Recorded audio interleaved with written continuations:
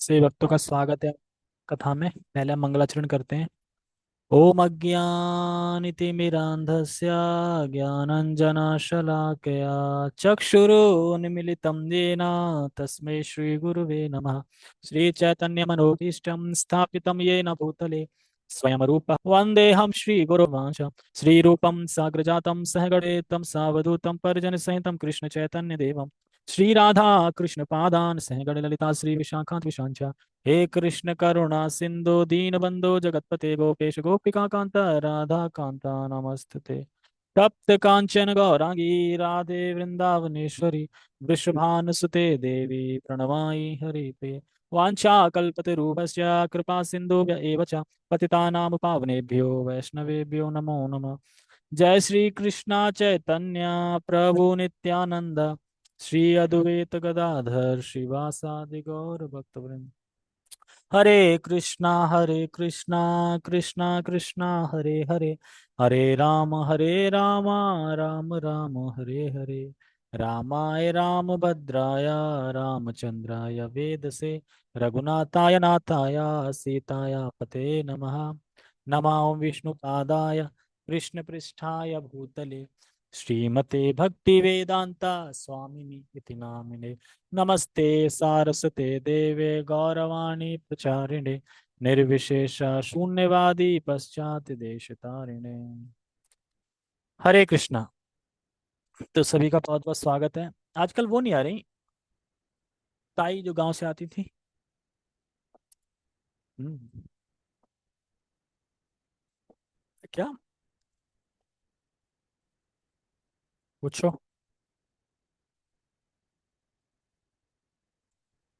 एकादशी आज, हाँ।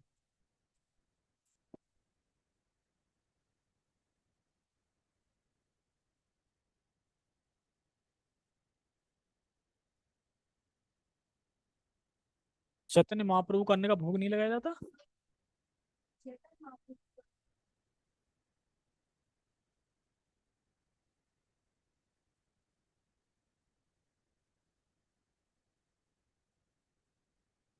देखो, एक होती है परंपरा, ठीक है, और एक होती है गुरु परंपरा।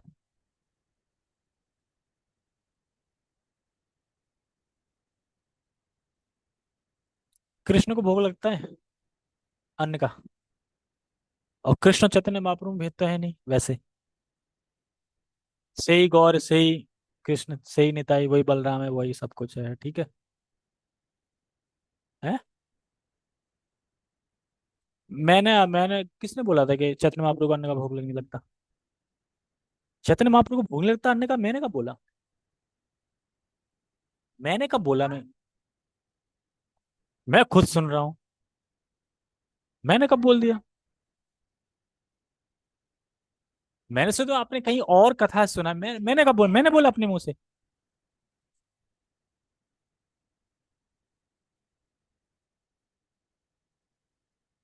भक्त रूप में आए इसलिए उन्हें भोग नहीं लगना चाहिए।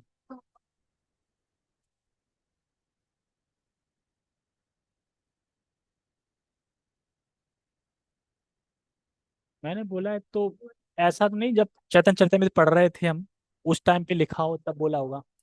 देखो, मैंने अपनी मर्जी से तो बोला, मैंने भी सुना होगा कहीं तब बोला होगा, ठीक है। और दूसरा ये कि है, देखो ये लोग बोल रहे हैं कि मैंने बोला होगा, तो मैं मना नहीं कर रहा, लेकिन मुझे याद नहीं कि मैंने बोला है, ठीक है।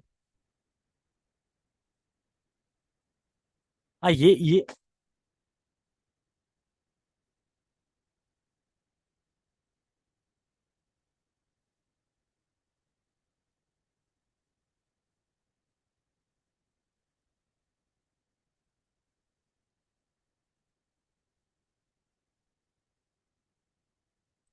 राधा कृष्ण भगवान है ना। राधा कृष्ण भी तो भगवान है। उनको तो लग रहा है ना। आपका कहना यह है कि चैतन्य महाप्रभु भक्त हैं, उनको उसका अन्न का भोग नहीं लगता, मैंने ऐसा बोला है ना, आप ये कह रहे हैं, ठीक है। तो कोई नहीं, मैं एक बार वेरीफाई कर लूंगा। मुझे अभी भी याद नहीं आ रहा है कि मैंने कब बोला है। अब तुम दो दो लोग बोल रहे हो तो मान लिया कर, आप अकेले बोलते तो नहीं मानता मैं, क्योंकि आप तो कुछ सुनते हो। कुछ ढूंढते हो सकता है कहीं और से सुन लिया हो। अभिषेक, आपको याद है कि मैंने बोला था ऐसा? अभिषेक से पूछता हूँ, अभिषेक तुम्हें याद है कि मैंने ऐसा बोला है कभी?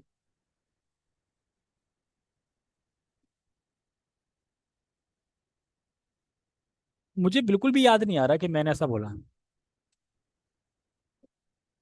देखो, चैतन्य महाप्रभु पंचतत्व हैं, उनको तो भोग लगता है, तो उनको जाहिर सी बात है अन्न, देखो अन्न सिर्फ हम जीवों के लिए, एकादशी हमारे लिए है, भगवान के लिए एकादशी नहीं है, ठीक है। पहला बात तो ये।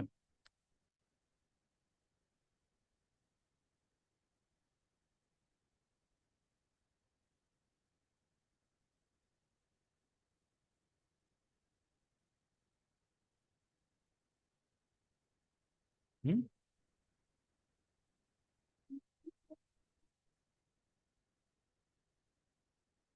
हम्म। हम्म। वो तो विधि पूर्वक पालन तो नहीं कर सकते, जितना हो सकता था संभव उतना कर सकते हैं। वो तो है ही। वो तो आपके शुद्धि के लिए व्रत होता है, हमारी शुद्धि के लिए होते हैं व्रत, और इन सब चीजों के लिए होते हैं। बाकी मुझे सच में याद नहीं आ रहा कि मैंने कब बोला है। कितने दिन पुरानी बात होगी, कब बोला होगा? मतलब क्लास में, रिकॉर्डिंग क्लास में बोला था या अलग से बोला था, कैसे बोला था?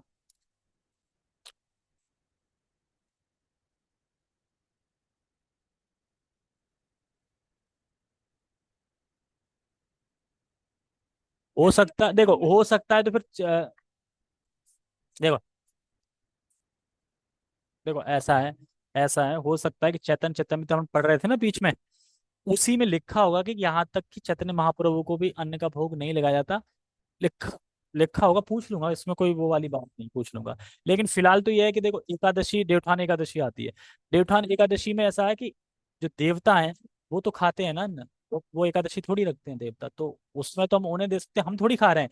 ऐसे जैसे कि कभी कभार होता है कि दिवाली आती है, अब दिवाली एकादशी के दिन पड़ गई, फिर क्या करोगे?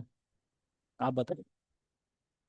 दिवाली या फिर और कोई अपना त्योहार एकादशी के दिन पड़ गया तो, मान लो दिवाली एकादशी के दिन पड़ गई, तो क्या आप ठाकुर जी को और सबको खिलाओगे? नहीं। ठाकुर जी खाते हैं, तो ठाकुर जी में और भी तो देवता होते हैं, जैसे लक्ष्मी जी होती हैं, गणेश जी होते हैं उसमें, वो तो देवता के फॉर्म में आ रहे हैं ना, गणेश जी, ब्रह्मा जी भी होते हैं, सभी होते हैं। सबको लग रहा है सब खाते हैं। मैं वही कह रहा हूँ, हमें अभी खिलाना है, अगर मैं उस टाइम पे बोला होगा तो उस टाइम पे कहाँ पे पढ़ के कैसे बोला होगा ये मुझे याद नहीं आ रहा है, तो देखना, पूछना पड़ेगा इसके लिए। क्या हम कथा पढ़े? कथा पढ़ते हैं, फिर मैं पूछ के बता दूंगा क्लियर कल, ठीक है? अह? अच्छा, थोड़ा शोर शराबा होता रहता है।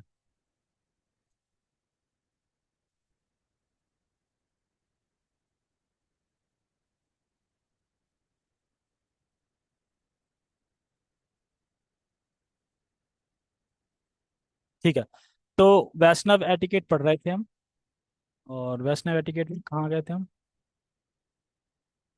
हाँ, पति की निष्ठापूर्वक सेवा करना। तो कल हमने सुना था कि स्त्रियों का क्या कर्तव्य है, स्त्रियों को रक्षा करनी चाहिए, स्त्रियों की रक्षा करनी चाहिए, और स्त्रियों का समाज में क्या स्थिति है उनकी, कितनी आवश्यक है स्त्री, तो स्त्री स्त्री छा गई थी कल। अब स्त्री का क्या कर्तव्य है? पति की निष्ठापूर्वक सेवा करना, ठीक है। तो ये सब पॉइंट को पढ़ते हैं, क्या क्या बता रहे हैं। पटाखे बंद हो गए? शिल प्रभुपाद जी कहते हैं, अपने पति के प्रति निष्ठावान रहना पत्नी का प्रथम कर्तव्य है। हर जगह प्रथम कर्तव्य आ जाता है, आप कंफ्यूज हो जाओगे, कभी कहते हैं मेहमान है तो प्रथम कर्तव्य, है ना, उनकी सेवा करना प्रथम कर्तव्य, बच्चों की देखभाल करना प्रथम कर्तव्य, हरि नाम संकीर्तन करना प्रथम कर्तव्य, गुरु के आदेश का पालन करना प्रथम कर्तव्य। कौन सा करें, प्रथम कौन सा है? हाँ। हाँ, अपनी अपनी जगह से प्रथम है। लेकिन अगर अभी दो टकरा गए फिर, मान लो गुरु ने कुछ आदेश दे दिया, उसी टाइम पे कुछ पत्नी का आदेश आ गया, फिर क्या करोगे? फिर संकट में फंस जाओगे। प्रथम कर्तव्य ये भी है वो भी है, अब करें कौन सा? उस गुरु महाराज, गुरु महाराज जी तो बोल रहे हैं कि प्रथम कर्तव्य दोनों है।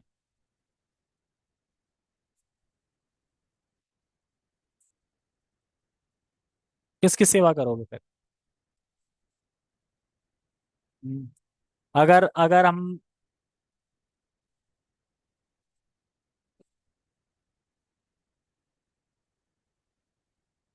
देखो देखो देखो, इसको ऐसे समझ सकते हैं। सुप्रीम लॉर्ड कौन है? भगवान है। उनके प्रतिनिधि प्रतिनिधि कौन है? गुरु हैं। और बाकी सब भगवान के अंश हैं। हम भी, पत्नी भी, सब भी। तब ऐसा नहीं है कि पत्नी को निगलेक्ट कर दें, ये भी नहीं कर सकते निगलेक्ट। अब गुरु को किनारे कर दें, ये भी नहीं कर सकते। गुरु से तो अवधारण किए हैं, तो गुरु तो हम गुरु के हो गए एक तरीके से। अब हम पत्नी से हटके गुरु के हो गए। तो ऐसे बीच का रास्ता निकालना चाहिए फिर। ऐसा करना चाहिए कि गुरु की सेवा भी हो जाए और पत्नी भी बुरा ना माने। ऐसा रास्ता सोचें, इसको बोलते हैं बुद्धि लगाना। और जब बुद्धि लगाओगे भगवान में, तो भगवान बुद्धि दे देंगे कि आप ऐसे करो कि दोनों चीज हो जाए। क्योंकि दोनों ही आपके लिए करनी कर्तव्य हैं। ऐसा नहीं, गुरु को किनारे भी नहीं कर सकते। और ऐसा भी नहीं कि ये उदाहरण भी नहीं देना कि गुरु के प्रति आपने पत्नी को छोड़ दिया। क्योंकि बहुत बार जब शिला प्रभुपाद जी के पास भक्त आते थे, शिला प्रभुपाद जी मुझे संन्यास दे दो, तो प्रभुपाद ने दिया नहीं। पहले अपनी पत्नी से पूछो क्या वो राजी है। अगर वो राजी होगी तो ही संन्यास देंगे। यानी पत्नी की भी आवश्यकता है, क्योंकि अर्धांगिनी है, आदि है, तो उसका भी कुछ पॉइंट है। लेकिन ऐसा भी नहीं कि पत्नी बोल रही कि देखो, आपने वादा किया था पिक्चर दिखाने ले जाओगे, उधर गुरु की सेवा आ गई। तो वो पिक्चर दिखाने वाली सेवा नहीं करनी है बिल्कुल।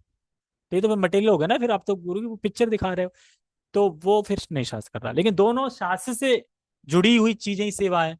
आप कौन सा मान लो कि पत्नी किसी अलग उससे जुड़ी है, आप अलग उससे जुड़ी है, तो इवॉल्व से जुड़ा है और कोई यूथ यूथ आश्रय से जुड़ा है। अब इवॉल्व से सेवा आ गई पत्नी की, यूथ आश्रय से आ गई गुरु की। अब वो करें करें सेम टाइम में, आप क्या करें?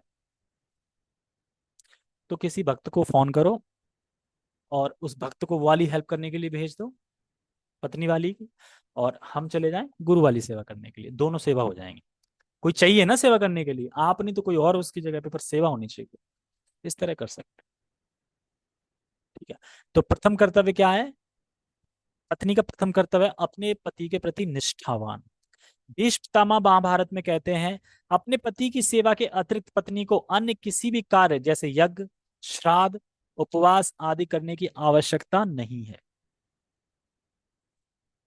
इसमें कह रहे हैं कि अपने पति की सेवा के अतिरिक्त पत्नी को अन्य किसी भी कार्य जैसे यज्ञ, श्राद्ध, उपवास आदि करने की आवश्यकता नहीं है। अगर वो अपने पति की सेवा कर रही है, पति ये सब सारे कार्य कर रहे हैं, तो वो फुलफिल है। ठीक है। ऐसा नहीं है कि अपने पति की सेवा छोड़ के बाकी ये करने जा रही है ना, तो फिर फुलफिल नहीं है सेवा। इसलिए अपने पति की सेवा कर रही है, तो फिर यज्ञ हो, श्राद्ध हो, उपवास हो, इसकी आवश्यकता नहीं है। यहाँ पे एकादशी उपवास की बात नहीं हो रही, वो तो करना है सबको, आने नहीं खाना उसमें बस। दोनों ही स्वर्ग को प्राप्त होते हैं। तो यहाँ पे जो बता रहे हैं ना, ये कौन? पिता भीष्म। तो पितामह भीष्म में जो महाभारत चलता है, महाभारत में कर्म कांड भी है। तो कर्म कांड के पॉइंट ऑफ व्यू से देखेंगे, अगर ऐसा करेंगे तो दोनों कहाँ जाएंगे? स्वर्ग जाएंगे। लेकिन हमारा डेस्टिनेशन क्या है? स्वर्ग है। हमारा डेस्टिनेशन है गोलोक वृंदावन धाम। तो भक्ति की पटरी अलग चलती है, कर्म कांड की पटरी अलग चलती है। भक्ति के नियम अलग होते हैं, कर्म कांड के नियम अलग होते हैं। कर्म कांड मतलब जैसे नंद बाबा इंद्र की पूजा करनी है, नहीं तो रुष्ट हो जाएंगे, वर्षा नहीं करेंगे, ये कर्म कांड में आ गया। ठीक है, क्यों? हमें फल दे रहे हैं, हम कर रहे हैं। और गोवर्धन पूजा ये भक्ति है। कृष्ण की पूजा, कृष्ण की आराधना, ये सब भक्ति में आता है।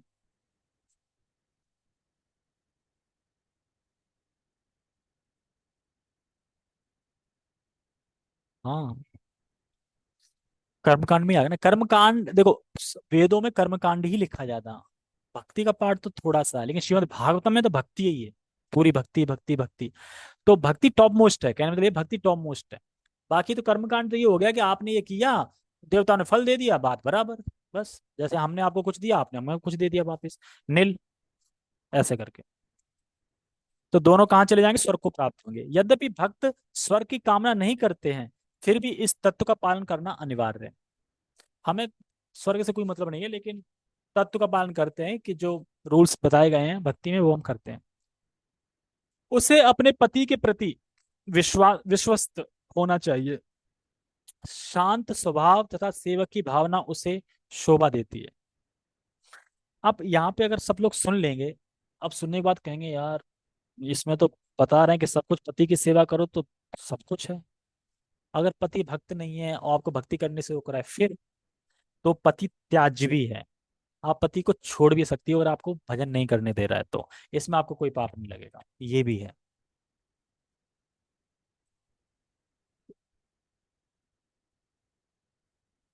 अगर भक्ति नहीं करने दे रहा त्याज है। और बाकी फिर भी हम एक जगह ये भी सुनते हैं कि अगर किसी का पति पत्नी को धोखा भी दे देता है और पत्नी को पता चल जाता है, फिर भी पत्नी को पति को नहीं छोड़ना चाहिए। ये भी आता है। तब नहीं छोड़ना चाहिए, लेकिन अगर भक्ति नहीं करने दे रहा है तो कुछ अलग है फिर। तो यानी शास्त्र ये कहते हैं कि एक बार फेरे हो गए हैं तो जीवन भर साथ रहना चाहिए, कभी छोड़ना नहीं चाहिए। कितनी भी गलत फहमियां हो, कुछ भी हो, छोड़ना। जैसे हमने वो स्टोरी पढ़ी थी ना कल, कहानी बताई थी ना, उसी तरह से, उसी से समझ लो ऐसे करके। लेकिन भक्ति एक अलग पॉइंट ऑफ व्यू पे आ जाती है, भक्ति एक अलग ट्रैक है। भक्ति के लिए तो ये भी लिखा गया अगर माँ बाप भक्ति नहीं करने दे रहे हैं तो आप उनको भी छोड़ सकते हैं। क्योंकि जीवन का परम लक्ष्य वही है, माता वही है, पिता वही है जो अपने आश्रितों को भक्ति के पथ पे ले जा रहा है, जन्म मरण के चक्र से छुटा रहा है। तभी अगर नहीं ऐसा कर रहा है तो वो है ही नहीं पिता। अब पिता ही नहीं है तो छोड़ने का पाप तो तब लगेगा जब पिता होगा तो छोड़ने का लगेगा, पिता नहीं है तो नहीं छोड़ने का लगेगा। तो इस तरीके से है। हमने पढ़ा था शायद पहले भी ये।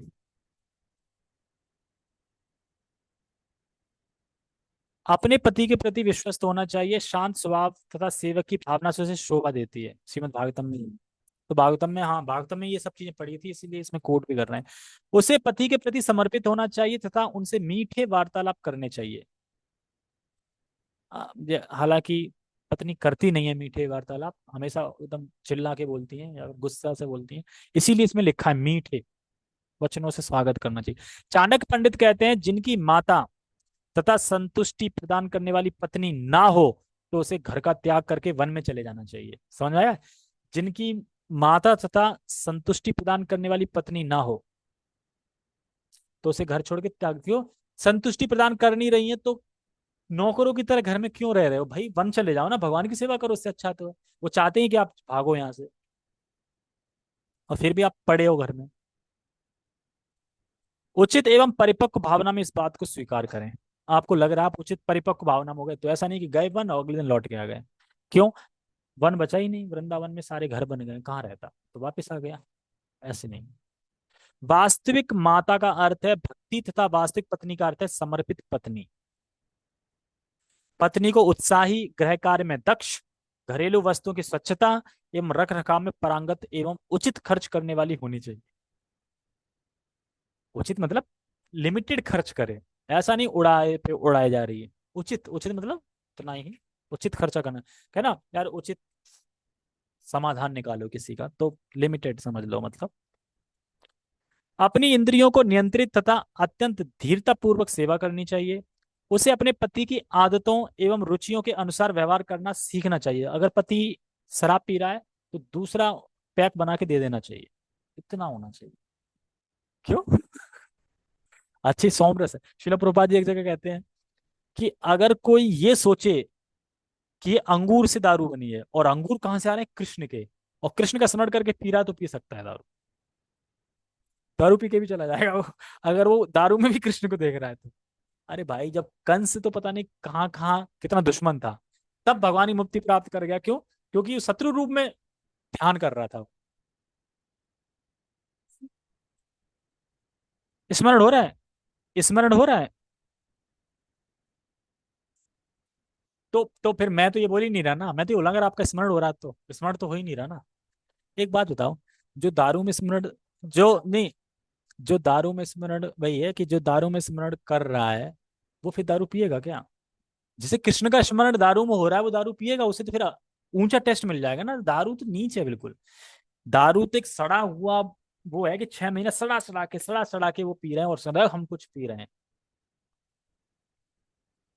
जैसे कि जो सिगरेट पीते हैं, देखा है कितने स्टाइल से सिगरेट पीते हैं, जैसे हम बहुत अच्छा कार्य कर रहे हैं।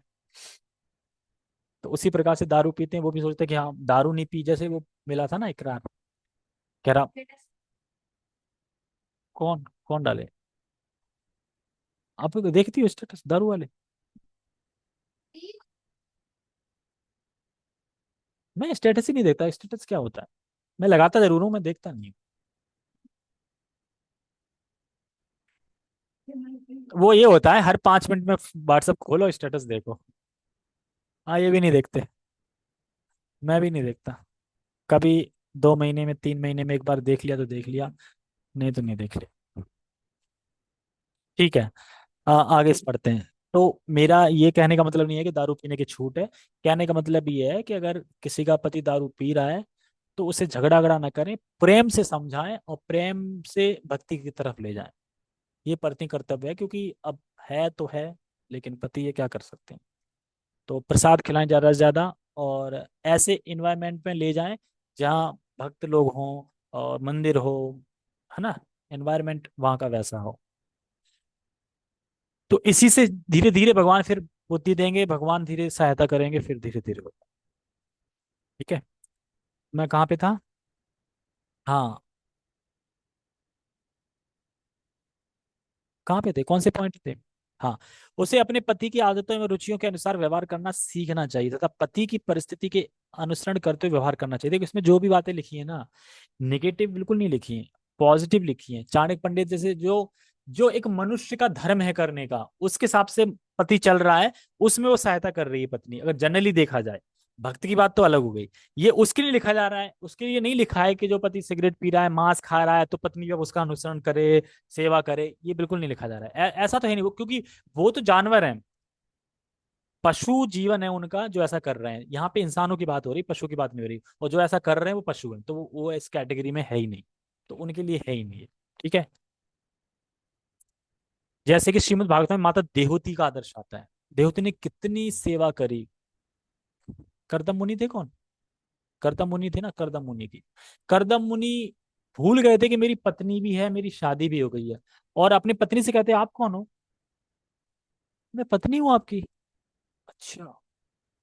क्योंकि देहूति इतनी सुंदर थी कि जब वो छत पे खेलती थी बॉल से, और देवता वगैरह उड़ते रहते थे वायुयान में, जैसे यहाँ उड़ते रहते हैं जहाज ऐसे, और देवता लोग देख के ना गिर गए थे वायुयान से। इतनी सुंदर थी कि सुंदरता देख के गिर गए वो नीचे। इतनी सुंदर थी देवहूति।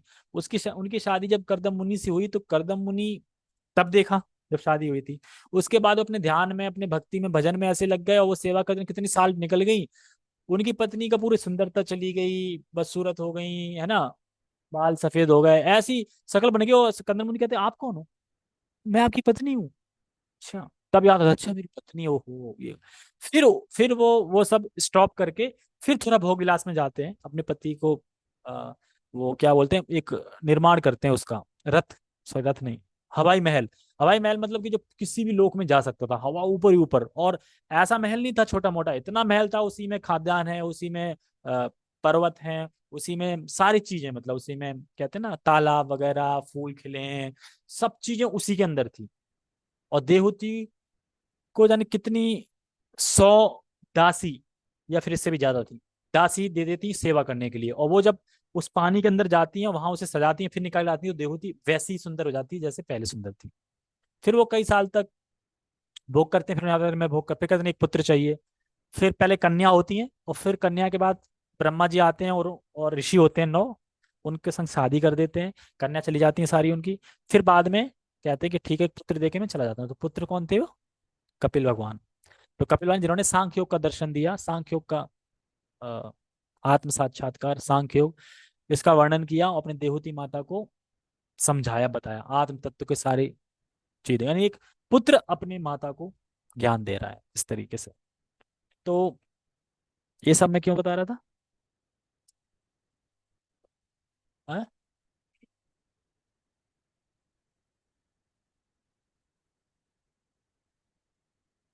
हाँ, जैसे सेवा के ऊपर, तो सेवा करनी जैसे करदम मुनि की देहूति ने सेवा करी, ऐसे पत्नी होनी चाहिए। अच्छा, इसीलिए यहाँ पे एग्जांपल दे रहे हैं, जैसे कि श्रीमद् भागवत में माता देहूति का आदर्श। अपना पति यदि बड़ा भक्त ना हो, तब भी पत्नी को पति के मानसिक स्तर को समझकर व्यवहार करना चाहिए। उसे अत्यंत अपनेपन से, परंतु मान सम्मान देकर सेवा करनी चाहिए। श्रीमद् भागवतम में माता देहूति का आदर्श। अपने पति के समक्ष सदैव स्वच्छ तथा सुखी एवं आनंद पूर्वक रहे, एकदम मुंह भुक करके ना रहे, इस तरीके से।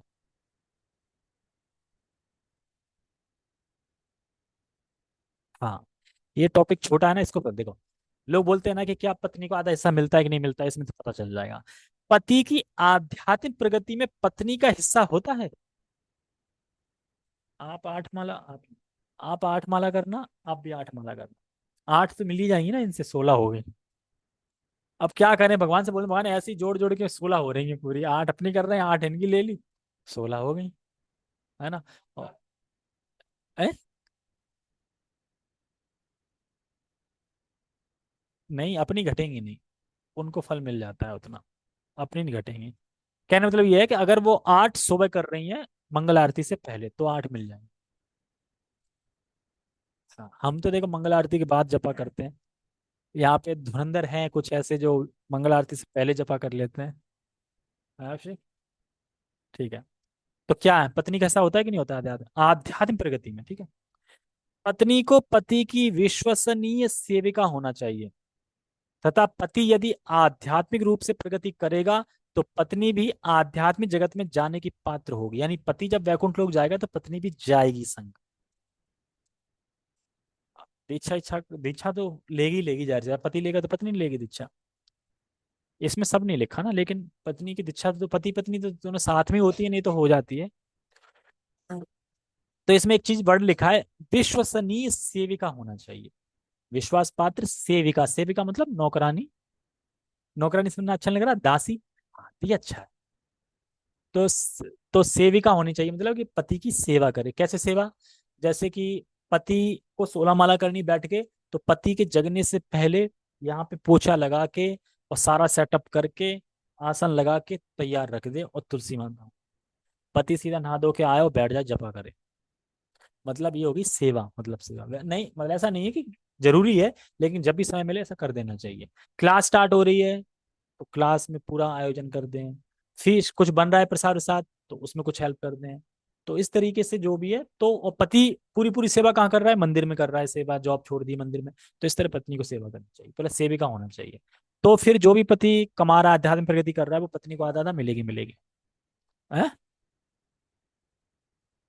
कौन नहीं कमाएगा? तो वही तो सेवा है, और क्या सेवा मतलब। अरे फुल टाइम क्या डिवोटी नहीं है ग्रस्त, वो कैसे चला रहे हैं, ऐसे ही चलाएगा। ठीक है, बाहर जो कमा रहे हैं वो भी तो कृष्ण के लिए कमा रहे हो ना। ठीक है। आगे, अन्य उदाहरण सौबरी मुनि की पत्नी तथा महाराज पृथु की पत्नी अर्ची इत्यादि है। सौर मुनि की कथा तो पता, ये 50 कन्याओं से शादी करी थी। किससे लड़ गए थे? सबको त्याग के गए थे, मैं भजन करूंगा, कोई डिस्टर्ब मत करना, डिस्टर्ब नहीं करना, चले जाओ यमुना में, यमुना में चले गए अंदर, डिस्टर्ब नहीं करना। अब यमुना में क्या था, कालिया रहता था। कालिया क्यों आ गया यमुना में? क्योंकि गरुड़ का वो था कि वहां तो गरुड़ खा लेंगे, लेकिन यमुना में गरुड़ आ नहीं सकते, श्राप दे रखा था किसने, सौरभ मुनि ने, आप यहाँ नहीं आ सकते, आओगे तो मारे जाओगे। तो इसलिए कालिया को ये पता चल गया कि अच्छा, गरुड़ यमुना में नहीं आ सकते वहां पे, इसीलिए आ गया था। जो भगवान भगवान ने बाद में भगाया उसको।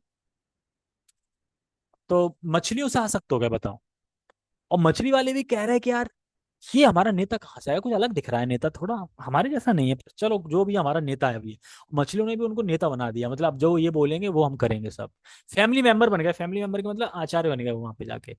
और एक बार गरुड़ आए पहले, सबसे मेन जो मछली थी उनकी, जो ना पुरखा होता है, पुरखा को उठा के खा गए। बोलते हैं, मेरी फैमिली से पुरखे को खा गया। गरुड़ अब की बार आए तो देते हैं। दोबारा आए, तब श्राप दे दिया, अब खाया ना तो मृत्यु हो जाएगी। तो गरुण भगवान, गरुण तो कहते हैं कि देखो, मैं पता है ना किसका वाहन हूँ, परम भगवान का। ये सारी सृष्टि किसकी है, मेरे स्वामी की। आप मुझे मना करोगे, मैं अभी आपके सामने खा जाऊं, कुछ नहीं कर पाओगे। लेकिन क्योंकि आप एक ऋषि हो और मैं किसी ऋषि का नादर नहीं करता, इसलिए मरूंगा नहीं मैं, इसलिए मैं आऊंगा नहीं खाने, ठीक है। तो अपराध लग गया गरुण के प्रति, किसको, सौरवी मुनि को। फिर वो बाहर चले गए, और फिर एक राजा से बोलते हैं मुझे शादी करनी है आपकी कन्याओं से, 50 कन्याओं से। और फिर शादी करने लगे। तो एक अपराध से उनका ऐसे फॉल डाउन हो गया। मतलब सब छोड़ के गए थे यमुना के अंदर, और यमुना में आसक्त हो गए मछलियों से। मछलियों को अपना फैमिली परिवार बना लिया, मछलियों को बड़ा देखते थे, खुश होते थे, और उनकी भाषा भी समझते थे और वो उनकी भाषा समझते थे, फैमिली मेंबर बन गए थे बढ़िया एकदम। तो इस तरीके से बाद में याद आया, अरे मैं कहाँ फंस गया, फिर वापस आया। इस तरीके से, तो ऐसे करके इसमें कथा आती है सौभरी मुनि की। पत्नी पति पर अवलंबित होती है। यदि पति वैष्णव होगा तो भक्ति में पत्नी को उसका आधा हिस्सा मिलता है। क्योंकि वह पति की सेवा करती है। अगर इसको और डिटेल में पढ़ना है तो श्रीमद् भागवतम 3:23:9 या एक, एक है सॉरी, 3:23:1 में पढ़ सकते हैं कि किस तरीके से पत्नी को आधा भाग मिलता है। अच्छा, और अगर पति किसी का भक्ति नहीं है फिर क्या आधा भाग मिलेगा? फिर वो जो दारू पी रहा है ना, उस दारू का पीने का आधा भाग मिलेगा।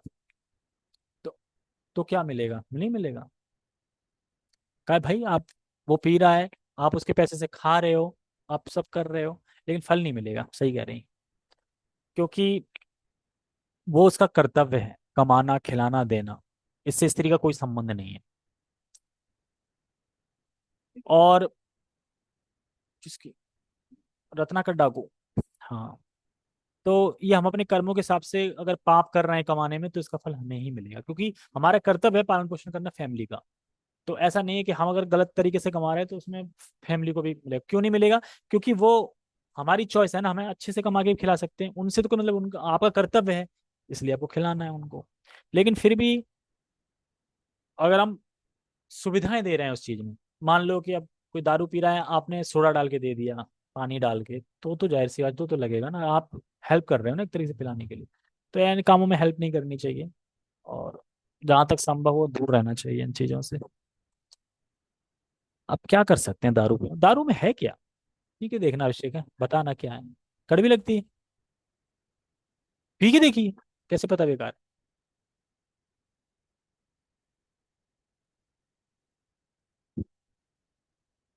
हाँ वही तो मैं कह रहा हूँ, मैं अभी शादी में गया था ना, पंडित मिल गया था। तो पंडित मिल गया, पंडित कह रहा अरे भाई आप, और कह रहा सॉरी भाई एक बार तो मैंने थोड़ा ना पी रखी है, सॉरी सॉरी। मैं आप भैया को मैंने पहचान लिया था, मैं भैया के पास नहीं जा पाया, क्यों? शर्म के मारे, मैंने पी रखी थी ना। अब देखो तुम दोस्त हो ना, तुम्हारे सामने थोड़ा आ गया मैंने, यार इट्स ओके कोई बात नहीं, बोलो कोई बात। कह रहा यार क्या बताओ, चढ़ा रखी जब, चढ़ा के इंसान बोलता क्या है कि क्या बोलूं यार, तुम मेरे बहुत करीब हो, तुम मेरे बहुत ये हो, तुम मेरे बेस्ट फ्रेंड हो। मैं सोच रहा कि 3 साल से फोन नहीं किया कभी, बेस्ट फ्रेंड हो मैं, ठीक है कोई बात नहीं मैं बेस्ट फ्रेंड हूँ। फिर कह रहा कि यार तुम भी कितना बदल गए हो, मुझे यकीन ही नहीं हो रहा कि तुम बदल गए हो, सच में पूरा बदल गए हो। मैं कह नहीं सकता कि तुम मेरे कितने करीब हो, करीब हो। मैं अपने बच्चे की कुछ दावत दूंगा, उसमें आपको आना ही पड़ेगा, कुछ भी हो जाए आना ही पड़ेगा, मैं अलग खाना बनवा दूंगा, अलग ये करवा दूंगा, वो करवा दूंगा। तो बार बार रिपीट हुई, तुम मेरे बहुत करीब हो, तुम मेरे बहुत करीब हो, तुम पूरे बदल गए हो, तुम पूरे बदल गए हो। मैंने कहा बदल गया हो तो आओ ना कभी मंदिर आओ, मैं मंदिर रहता हूँ संडे को, आओ वहां पे बात करते हैं, आओ।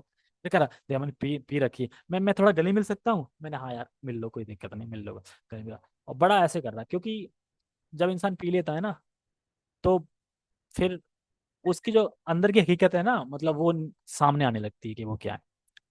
तो हो सकता है पहले साथ रहते थे, दोस्त था, तो दोस्त मानता है अभी भी, कह रहा था मैं आऊंगा घर पे, बुलाने आऊंगा। मैंने कहा मैं टर्म एंड कंडीशन भी बता दूंगा तभी जब बुलाने आओगे ना, कि मैं कब खा सकता हूँ। कह रहा ठीक है बता देना। टर्म कंडीशन यही है कि इस्कॉन का पता दे दूंगा, वहां से ले आओ पैक करके, खा लूंगा, है ना? ठीक है। और क्या है इसमें? और बता रहे हैं कि देवहूति द्वारा करदम मुनि की गई सेवा सबके लिए आदर्श है। जैसे करदम मुनि की देवहूति ने सेवा की ना, वैसे सेवा करोगे तो आधा भाग मिलेगा। यानी बिना कुछ चाहिए हुए सेवा करना, निष्काम भाव से। मतलब पति तो मान लो कि अगर आपका पति 100 साल तक भक्ति कर रहा है, आपका कोई ध्यान नहीं रहा, फिर भी आप उसकी सेवा कर रही हो, उसके लिए पानी, उसके लिए खिचड़ी विचड़ी जो भी बना रहे हो, उसके लिए उसके कपड़े धोना, प्रेस करके देना, हर चीज कर रही हो, जबकि वो आपकी तरफ देख भी नहीं रहा है 100 साल तक, फिर भी आपकी सेवा की है। तो उसने जितनी भक्ति कमाई है, जितना कुछ किया है, आधा आपको ट्रांसफर हो गया अपने आप। इस तरीके से यहाँ पे ये बता रहे हैं। परंतु पति पत्नी के आधे पापों का भागी होता है।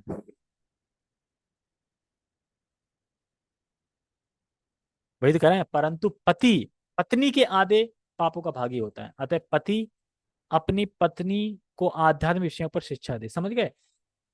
पति जो गलत कर रहा है, कुछ कर दर उसका भाग पत्नी को नहीं लगेगा, पत्नी का भाग आधा पति को लगता है। इसलिए पति को अपने पतियों को वैदिक शिक्षा देनी चाहिए, इसलिए बता रहे हैं। यदि पत्नी आज्ञाकारी नहीं हो तो वह अपना पाप स्वयं भोगती है। ठीक है, समझ में आ गया? अगर पत्नी आज्ञाकारी नहीं है और फिर वो कुछ गलत कर रही है, तो अपना पाप स्वयं भोगेगी, फिर पति को नहीं लगेगा। लेकिन पत्नी आज्ञाकारी है, फिर उससे कोई अपराध हो गया, पाप हो गया, कुछ हो गया, क्यों? क्योंकि आपने उसे शिक्षा नहीं दी ना। तो आपको पाप लग जाएगा था। तो इस प्रकार से अब पतिव्रता स्त्री द्वारा प्राप्त अलौकिक सामर्थ्य, ये हम कल पढ़ेंगे, क्योंकि सामर्थ्य से सबका सामर्थ्य ढीला हो चुका है, सब सोच रहे हैं हमारे सामर्थ्य की अब परीक्षा मत लो, क्योंकि 9 बज चुके हैं। तो हम ऐसा नहीं करेंगे, 4 पेज और इसके रह गए, हम कल और परसों में इसको फिनिश हो जाएगा वैष्णव एटिकेट। और उसके बाद हम वापस बैक टू आ जाएंगे, back to God, back to Bhagavad Gita. तो भगवत गीता में मैं पूछूंगा कि कौन सा श्लोक चल रहा था, क्या टॉपिक चल रहा था, उसके बाद स्टार्ट करेंगे। तो सब लोग ढूंढ लेना। ढूंढना क्या है, यूट्यूब पे जाओगे, देखोगे लास्ट कौन सी है, डली है, सुन लोगे, बात खत्म हो गई। लेकिन इतना करना भी मुश्किल है, अभी याद रहेगा ना, अभी कल भूल जाओगे। सबसे पूछूंगा, जूम वाले बड़ा खुश मत हो, उनसे भी पूछूंगा, ठीक है। अभी हम दामोदर अष्टकम पढ़ते हैं, क्योंकि दीपदान के कुछ पंचम भीष्म लगने वाला है। क्या लग गया आज से या कल से लगेगा? लग गया। 5 दिन और रह गए, और 5 दिन। पंचम भीष्म तो 5 दिन का होता है ना। तो अच्छा, ड्यूल ड्यूल हो गया, एक में 2 आ गए होंगे, हाँ ठीक है।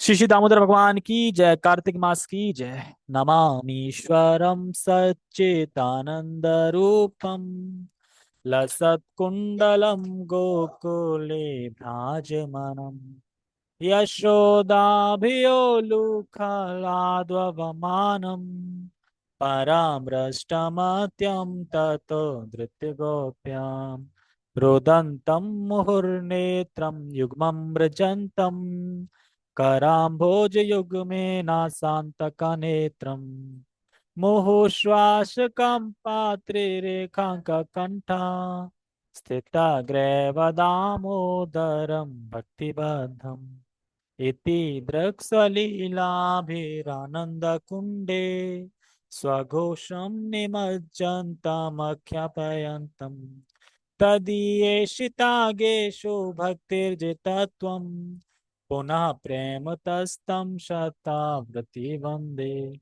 वरं देवमोक्षं न मोक्षं वदिं वा, न चान्यवृणेऽहं वर्षादपि हम, इदं ते वपुर्नाथ गोपाल बालम, सदा मे मनस्या विरस्तं किमन्ये, इदं ते मुखं भोजमत्यन्तनीले, व्रतं कुन्तले स्निग्धप्रत्यक्ष च गोप्या, मोहुश्चुम्बितं बिम्बरक्ताधरं मे, मनस्या विरास्तामलं लच्छलाभे, नमो देव दामोदर अनंत विष्णु, प्रसीद प्रभु दुख जलाब्धि नगम, कृपा दृष्टि वृष्ट्याति दीनं बतानु, ग्रहणेश मामज्ञ छिदृश्य, कुबेरात्मजो बद्ध मृत्युवयद्व, त्वया मोचितो भक्ति भाजो कृतो च,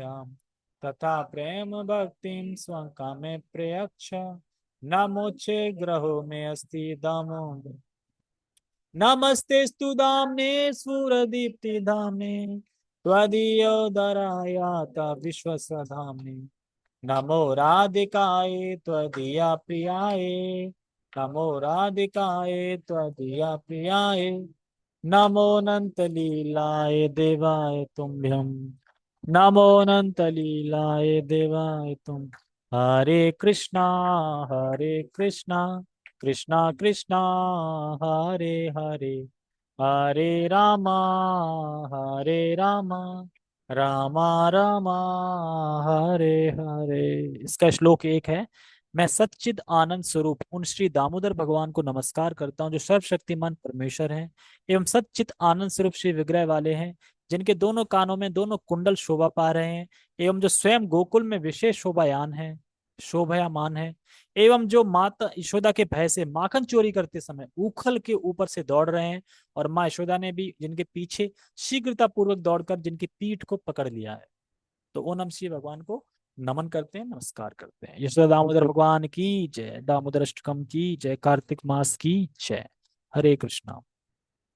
ठीक है, सभी का बहुत बहुत धन्यवाद। हरे कृष्णा।